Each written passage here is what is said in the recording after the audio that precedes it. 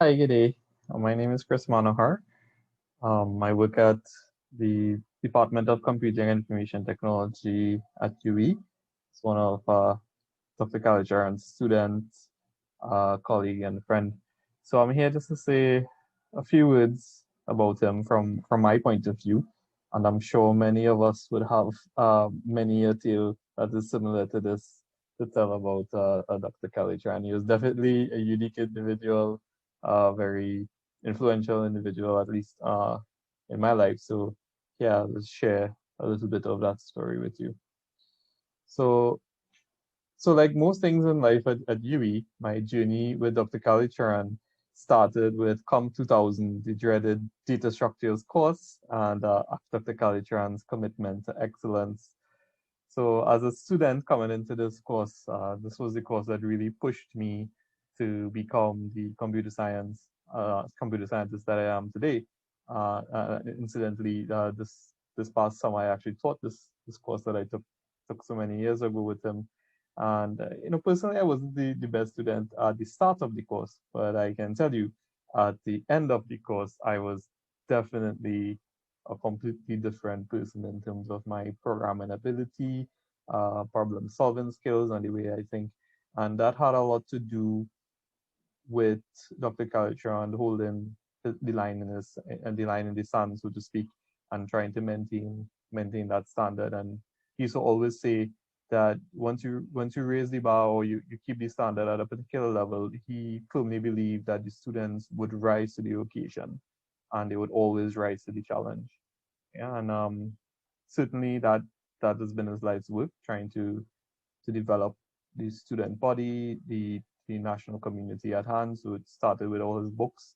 See by examples. Actually, when I was young, I read this introduction to computer studies. I didn't even know who the character was, but I remember reading it because my brother had went to UE and he had the book at that point in time. I think they used that book in CXC as well, way back when. And more recently, most of you might know about his digital math. So definitely, he was an influential person in ensuring that the standards are held, and he made it known that while it is difficult, he believed that you as a student would rise to the occasion and would be better for it. And my whole professional life has been testimony to that. And as a student, I really appreciated that. And as a young lecturer now in the department, and I have to be responsible for shaping the minds of other students. We started to think, my colleagues and I, Kyle and Ishwar and Andrew Rudder and so on, started to think, well, how can we help continue this sort of legacy? How can we take it to the next level? I mean, he brought us to this point, so how can we take it forward? So we came up with this idea to have our own sort of local competition at the UB called the CIT Runtime. So this was a very interesting endeavor, and that had been when we had now started off in the department. And I remember going to him, Kyle and I went to him with this idea, and he was so excited to see us actually, interested in doing something. And this sort of programming competition type thing that he has been involved with the IOI for so many years. And yeah, he was over the moon and ready to go. Already thinking about titles for the certificate, chief scientific officer or something silly just like that. So it was really encouraging. And we had now started to work with him as a colleague, and now he started to mentor us on how to shape the mind of students. I remember he's always tell me that your job as a teacher is to get into the mind of the student and try to understand where they go wrong and fix it. So while in a semester it may be unfortunate sometimes the student may not pass the course and so on, um, your primary objective is to see them move forward in their thinking and their development. So even if throughout dealing with you, they're able to move from point A to point B, then you've done your job and you've done your job well. So that's something that I always appreciated, and we try to instill in this young next generation of students that you see here. And it's kind of funny because this competition was actually an inflection point for so many things. And the first thing I'd like to talk about is this interesting guy here.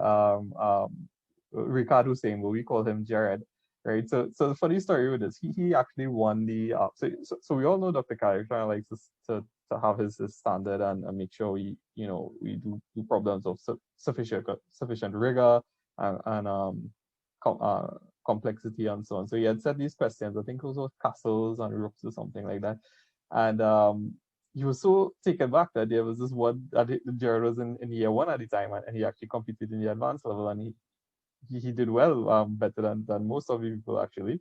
Uh, I remember we went to him, we was going over the solutions, and he was like, "What is this for real? We have a student who solved this problem, and this is an advanced level problem. What did the year one student solve?" So he was more intrigued, very much intrigued. So we actually, I remember we gone through the solution over and over until to the point where we actually um, studied it so much that we came up with additional test cases that eventually Ricard's solution didn't work for. But the point was, throughout this experience, we were able to identify his talent, and that was only because Dr. K was so willing and supportive with us. Because Ricard then working with him later on was really the fuel for and the inspiration for something called the ICPC, which is essentially the IOI, but at the university level. So the same sort of program style competition all along. Dr. Kalicharan was there to support us, and this person here, Dr. Rudder, he would have worked with Dr. Kalicharan for many years as a tutor. And again, his way of thinking and what he learned from him was embedded in him, which was then passed on to us, and myself and Kyle and Ishwar and so on, and now we pass it on to these guys. So, we see, although he's not directly involved, he is actually very much involved because in our thinking and really getting into our minds and correcting our thoughts on how to teach and how to impart knowledge. So this was the actually very first team that represented Trinidad and Tobago at the Caribbean finals of the ICPC, which they would then advance to the world final stage. So it was a big moment. And here now we actually have a trainer from Cuba who came to help, and this is actually John Chen, one of the IOI students who represented Trinidad. Um, well, that's one of Dr. Kalicharan's students who represented Trinidad at the international stage. So this was really the starting point. And then from there, we went on, the ICPC continued growing. And I have these slides here to just, again, re-emphasize the fact that all of this started way back when in COM 2000 and him pushing us to our limits. And then we appreciated what he did so much so that we would like to continue that legacy, and it led to this. And here we have the two successive uh, national competitions. And the important thing about these national contests is that it's not only UE students now, but actually in this last one here, we had three institutions taking part: UE Roy Tech, Costard, as well as UE St. Augustine, and that was pretty amazing. And we had teams qualifying again to the Caribbean finals. So, and over the years, this was in 2012 on continuous. Even as recent as this year, we had four national teams qualifying to the Caribbean finals. And again, all because of all because of his commitment to excellence and his drive to want the best, and that sort of lives on through us. So many other encounters we had, too many to name, many ideas. We just walk up into his office and be like, "Hey, Dr. K, what do you think about this or that or the other?" And then he would tell us yes or no. And of course, if he tells you no, he would have a whole slew of reasonings that you just can't argue with. That's just the kind of individual that he was, right? And so finally, we had to say our first goodbye to Dr. Kalicharan in 2019 at his retirement function. And you see here, we have an interesting assortment of humans collected here.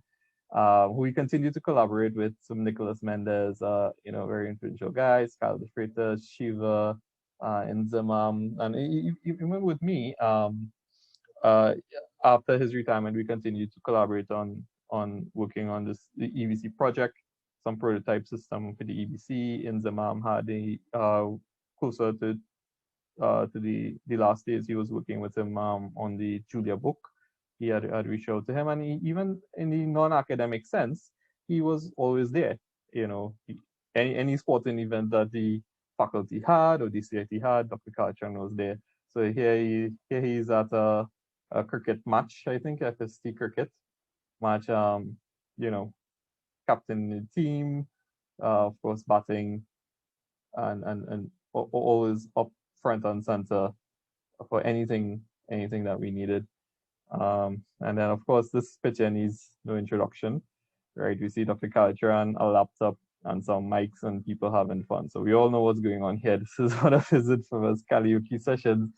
And I like this picture a lot because, well, one, we always try to, the guys on us always try to figure out what is he thinking. You know, he has this sort of thoughtful expressions where he's like, these people kind of carry a tune to save their life or something like this. Yeah, so, but these are all his students, right? And this is the kind of person he was. You could just walk up to him and, he was more than just a mentor and a colleague. He was a friend, right? He was always there. And especially for me personally, I always tell the story when my grandfather had died. I was one of these karaoke sessions and I had left. And he noticed. And the next day, I didn't have to tell him anything. He just sort of found out on his own and just showed up by my house. And I was like, hey, Manohar, where are you? But at the time I was by my auntie because we had this stuff there. So I had to go meet him and so on. So I really appreciated that. And his friendship in the end, it's really funny to think for me, um, at least that we can't just walk up into his office or call him and ask him his opinion on something. And I think, in closing, I would like to say a deep, sincere thank you to the Kalicharan family for sharing him with us. Right. So as a person coming from South, I know that that's not always the easiest thing to do, especially with you. He can be very demanding at times. But Dr. Kalicharan always made it seem easy. He was always doing so many other things other than just at the UE. So so thank you, Kalicharan family, for sharing him, sharing your time with him. Right. Know that it was definitely well spent, right? Through at least through my short time at the university with him, and how he impacted the way I think and how I teach, and even these guys, the Jamas, Inzamam, Kyle, Matthew, Shiva, Mendez, all these guys, right? And they continue to teach at the department and so on. So the good things that he did, the foundation that he laid, we continue to build on and carry on in his legacy. So it's funny because I really still trying to wrap my head around. You always think Kalicharan would always be there, and you could just pick up the phone and call him and just ask him anything, And I think Dr. Bernard summed it up best. The way that I feel is that I just miss my friend.